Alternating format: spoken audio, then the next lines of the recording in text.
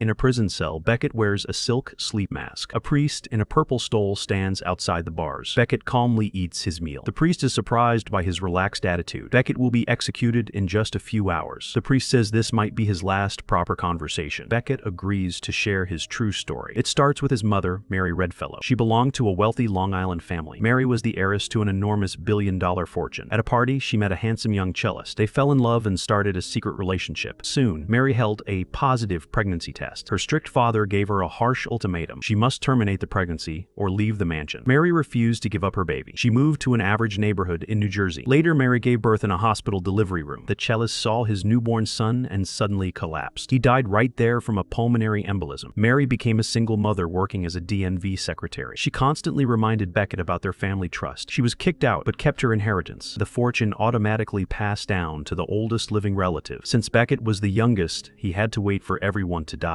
Despite having little money, Mary gives Beckett a life of culture. She teaches him the piano and makes sure he wears tailored suits. During an outdoor archery class, Beckett notices a wealthy girl named Julia. He is instantly captivated by her. Later, they talk at a sunny garden party. Julia questions why Beckett is there and seems unimpressed by his middle-class background. Beckett nervously assures her he will inherit a massive fortune someday. They become friends, and Julia attends Beckett's school piano recital. After playing his piece, Beckett sits next to her. Suddenly, the large auditorium lights go out. In the dark, Julia reaches over and holds his hand. She leans closer and softly kisses his cheek. The lights snap back on, and Julia quickly looks away. Sometime later, Mary becomes terribly ill. She lies in a hospital bed with an oxygen tube. Beckett sits quietly nearby and hopes her wealthy family will help. Unfortunately, nobody from the family ever calls or visits. Mary speaks weakly to her son. She tells him he deserves a better life. She makes him promise he will never quit until he gets it. Her dying wish is to rest in the family mausoleum. Sadly, the family ignores the request entirely. Mary is buried in a plain cemetery instead. A small group gathers around the simple wooden casket. Beckett stands quietly in a dark blue suit. He opens his hand and stares at a lock of his mother's blonde hair. He silently vows to claim his rightful place in the family. The next day, a young Beckett rides to the Redfellow estate. He rings the gate intercom. A butler hands him an envelope through the iron bars. The unsigned letter coldly states they cannot help him. Afterward, Beckett enters foster care and loses contact with Julia. Years later, adult Beckett works in a custom suit shop. He searches obituaries for the Redfellow name, but finds zero results. One afternoon, Julia suddenly walks into the shop carrying a pink purse. She talks about traveling around the world. Beckett quickly asks her out for a drink. Julia smiles and reveals a diamond engagement ring. Before leaving, she asks about his inheritance. Beckett insists he will get it someday. Julia tells him to call her when he kills them all. That night, Beckett sits in his dark apartment. He opens a case containing a locket with his mother's hair. He remembers his childhood promise. He realizes 7 family members stand in his way. He first targets Taylor, a broker at a financial firm. Beckett finds his cousin at a neon-lit karaoke bar. He quietly watches Taylor sing drunkenly. Later, Beckett adjusts a bow tie on a store mannequin. He decides murder is a crazy idea and drops the plan entirely. The next day, Beckett's boss gives the salesman position to his teenage son. Beckett is transferred to a shipping center. He refuses the warehouse job and leaves. This unfairness makes something break inside him. Sometime later, Taylor arrives at a beach party in a helicopter. He drops a trash bag of cash onto the guests. Then, he jumps directly into the swimming pool. Beckett easily walks inside through the open glass doors. He watches Taylor ride a jet ski to a yacht. This gives Beckett an idea. Wearing a striped sweater, Beckett follows him. On the yacht, Taylor assumes he is an employee. Beckett confirms they are completely alone. He waits until Taylor falls asleep on the deck. Then, he loops the thick rope around Taylor's bare ankle. Beckett holds the metal anchor and hesitates. He finally tosses it into the water. Taylor wakes up just as he is yanked overboard. The heavy anchor drags him down to drown. Beckett drives away on his jet ski. He realizes the killing is actually very easy. The dark realization gives him a thrill. A few days later, Beckett attends the Sonny funeral. He wears a dark coat and sunglasses. He approaches Taylor's father, Warren. Beckett introduces himself as Mary's son. Warren is shocked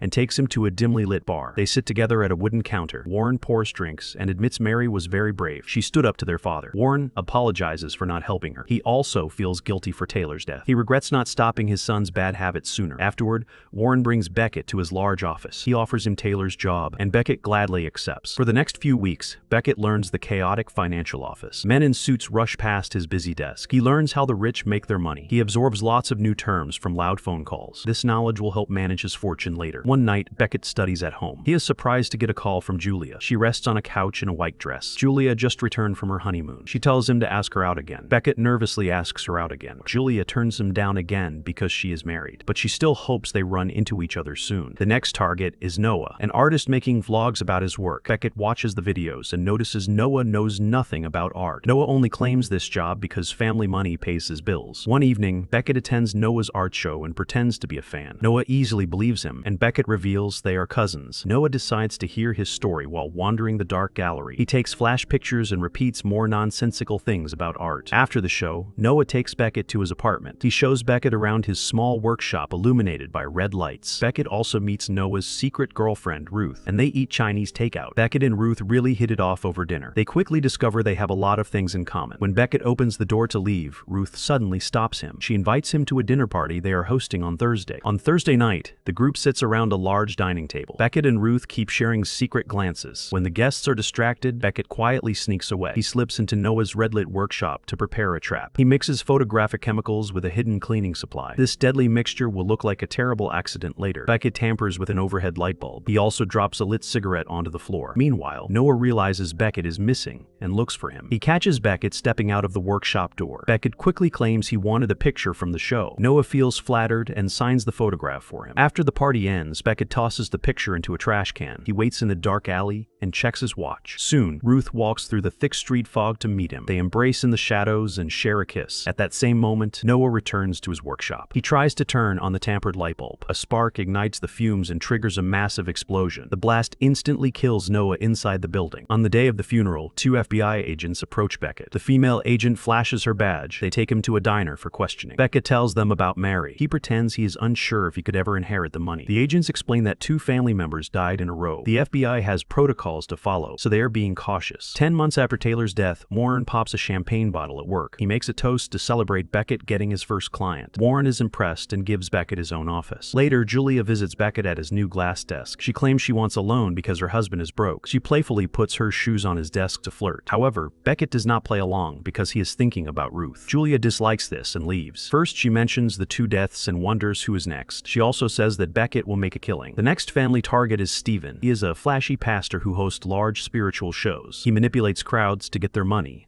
so he has many angry enemies. He was indicted for money laundering in 2 countries, and he sued his former business manager. One day, Beckett asks his assistant to swap suits. He sends the man outside to buy a hot dog. Meanwhile, Beckett quietly attends Stephen's loud church show. Later, Beckett waits inside Stephen's private office. He pretends to be a reporter from a Christian magazine. Stephen walks in and gives him a friendly hug. While chatting, Stephen turns away for a moment. Beckett quickly drips liquid into Stephen's blended supplement drink. Suddenly, Stephen grabs a katana from his desk. He presses the sharp sword against Beckett's neck. Stephen angrily demands to know the truth. He reveals the real reporter retired months ago. Beckett pretends he does not understand. This response makes Stephen incredibly furious. He slashes a white desk decoration in half. Stephen points the dangerous sword at Beckett again. Beckett finally admits he is his cousin. Stephen instantly calms down and lowers the blade. He apologizes to Beckett with a warm smile. He thought Beckett was a reporter trying to expose him. Stephen drinks from a cup with a straw and suffers a fatal heart attack. Beckett secretly added extra deadly workout supplements into the drink. The church avoids a scandal, keeping the sudden death quiet. Meanwhile, Beckett meets with Ruth as friends on a rainy day. They walk together while she holds a bright blue umbrella. Ruth shares her prior plan to break up with Noah. She feels extremely guilty because she does not miss him. Beckett reassures her that these feelings are completely natural. They agree to cook dinner together at his house. Later that evening, Beckett comes home carrying a paper grocery bag. He is shocked to find Julia waiting in his dark living room. She sits with her legs propped up and holds a drink. Julia reveals she secretly stole his key at the office. She complains about him ignoring her recent calls and emails. Beckett refuses to share any details about his personal life. Julia stands up and presses close to him, almost kissing him. The front doorbell suddenly rings and interrupts the tense moment. Beckett quickly forces Julia to leave through the back door. He opens the front door to happily greet Ruth. He lies about a massive culinary disaster in the kitchen. He takes her out to a small Chinese restaurant instead. They eat with wooden chopsticks and have a good time. Ruth talks passionately about her ambitious career goals. She mentions that humans are not taught to dream small. In the following weeks, Beckett thinks about his comfortable life. He has a good office job and friendly co-workers. His romance is also going well, so stopping seems useless. Julia texts him photos, but he just ignores her messages. The next target in the family line is Cassandra. She is famous for adopting kids from many different countries. During camera shoots, she acts like a very loving mother. In private, she ignores the running children at home. Servants manage the kids while she yells on her phone. Cassandra feels scared about the recent family deaths. She installs strict laser security and watches many camera monitors. However, she visits a desert spa every Tuesday afternoon afternoon. This spa has no security system at all. Beckett sneaks inside wearing a light blue employee uniform. He walks into the foggy steam room holding a tray. Cassandra sits calmly with a towel wrapped around her. Beckett offers her a free teeth whitening service. She accepts and puts the device right in her mouth. Beckett had coated it with homemade carbamide peroxide. The toxic chemical quickly kills her inside the steamy room. The police blame an off-brand product from her recent trip.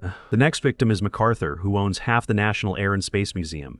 He is currently making plans to go to the moon. Reporters call him out for spending so much money on space travel. His employees lack health insurance, but he does not care. Wearing a blue cap, Beckett pretends to be his crew. He secretly pours a strong sedative into MacArthur's hot coffee. When MacArthur goes flying in his red personal plane, he falls asleep. He slumps at the controls and the plane crashes, killing him. Sometime later, Beckett moves into a very fancy new apartment. Standing on the dark balcony, he asks Ruth to live with him. After some hesitation, she smiles and happily agrees to stay. The next red fellow in the family line is his Uncle Warren. However, Beckett has recently become fond of the older man. He watches Warren laugh and cannot bring himself to kill him. Besides, Beckett has a good life and is actually happy. He feels content and even gets engaged to Ruth. One morning, two FBI agents approach Beckett at his office. They slide a folder over and reveal he is an heir. Beckett touches his head and pretends to be shocked. When asked about Stephen's death, Beckett claims he bought a hot dog. Later, the agents check a security feed of a food cart. Beckett's employee stands there in his clothes with his back turned. The agents doubt Beckett's memory and cannot see a face. Remaining suspicious, they agree to follow him. Beckett leaves the office when Warren suddenly clutches his chest and collapses backward. Beckett drops his bag and rushes to perform CPR. At the hospital, Warren lies in bed with an oxygen tube. Beckett gently helps him drink water from a straw. Warren weakly notes that Beckett is his only visitor. He advises Beckett to focus on loved ones before passing away. During the outdoor funeral, Beckett stands silently among the mourners. He realizes his grandfather is the only target left. Days later, a co-worker hands Beckett a wax-sealed envelope. It contains an invitation to his grandfather's mansion. Beckett calls Ruth while pacing the busy lobby. She complains because tonight is their engagement party. Beckett promises to return in time for the event. Inside his glass-walled office, Julia sits in his chair. She slides a brown folder across the glass table. Beckett opens it and finds black and white photos of himself. Julia explains she paid someone to follow him. She became suspicious after Taylor drowned despite his swimming scholarship. Julia demands $300,000 by 5 o'clock. She tells Beckett to deliver the money to her husband. Otherwise, she will send the pictures to Ruth. A desperate Beckett rushes out and tells a coworker to sell his stocks. He hurries down the stairs to leave the building. An FBI agent sits in the lobby holding a coffee. He spots Beckett and quickly gets up to follow him. Beckett bursts into the office of Julia's husband, Lyle. Lyle wears a white suit and keeps drinking because he is broke. Beckett tosses a letter opener aside and writes a check. Lyle mocks Beckett for acting rich when he comes from a poor background. Beckett gets angry and violently slaps him. Lyle tries to throw a punch. He is drunk, so Beckett easily wrestles him to the rug. Lyle curls up and cries like a baby on the floor. Afterward, Beckett drives through heavy rain to the Redfellow mansion. He texts Ruth to warn her about being late. His screen shows the message is not delivered. Meanwhile, Ruth warmly greets the guests at their party. Beckett walks down a checkered hallway and meets his grandfather, Whitelaw. Whitelaw sits at a large dining table. He wonders what dirty deals help Beckett rise so fast in finance. Whitelaw also wonders whether Beckett can truly handle this lifestyle. He explains that this life makes someone lonely and regretful. He then reveals that Mary was his favorite child. Beckett asks why he never helped her, but Whitelaw stays silent. Then, Whitelaw leads Beckett into a dark study. He shows Beckett a shotgun kept in the family for generations. Whitelaw loads a shell and hands the weapon to Beckett. He asks Beckett to end things right now. Beckett raises the gun and points it at his grandfather. He hesitates and does not dare to pull the trigger. Beckett lowers the weapon and leaves the room. However, he finds the front double doors completely locked. He looks through the glass and sees the butler outside. He tries the windows in another room. He pulls hard on the frame, but they are also locked. Beckett notices light under the door and opens it slightly. Whitelaw immediately blasts through the wood with his shotgun. The shot grazes Beckett's arm as he falls back. He grabs a splintered wooden shard from the floor. He tackles his grandfather and stabs his leg. Beckett scrambles up and sprints away. Whitelaw chases him, yelling that all doors are sealed. In his study, Beckett grabs a bow, but it snaps. He grabs a second bow and readies an arrow. Whitelaw enters and fires at the couch. Feathers explode into the air from the cushions. Beckett stands and shoots an arrow into Whitelaw's chest. The old man stays standing and racks his shotgun. Beckett fires a second arrow into Whitelaw's neck. He drops the weapon and falls dead. Beckett realizes this final kill was actually self-defense. Later, he explains the attack to a police officer. He is allowed to leave the scene. An FBI agent quietly watches him from outside. Beckett arrives home to a dark apartment,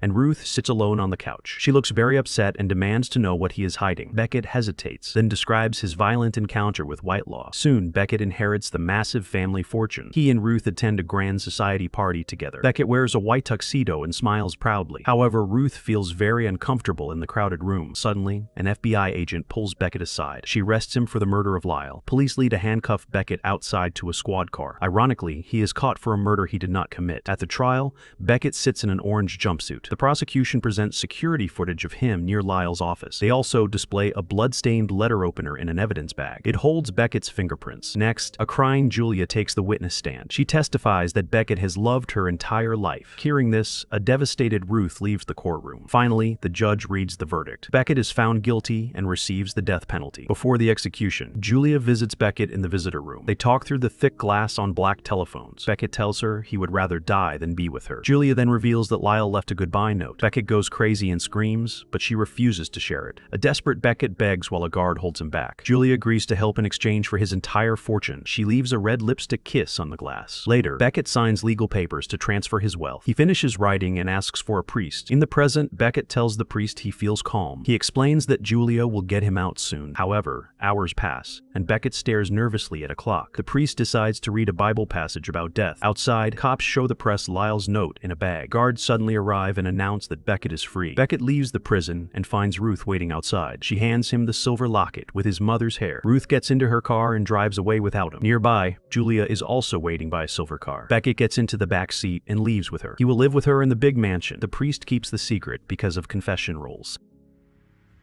Thanks for watching.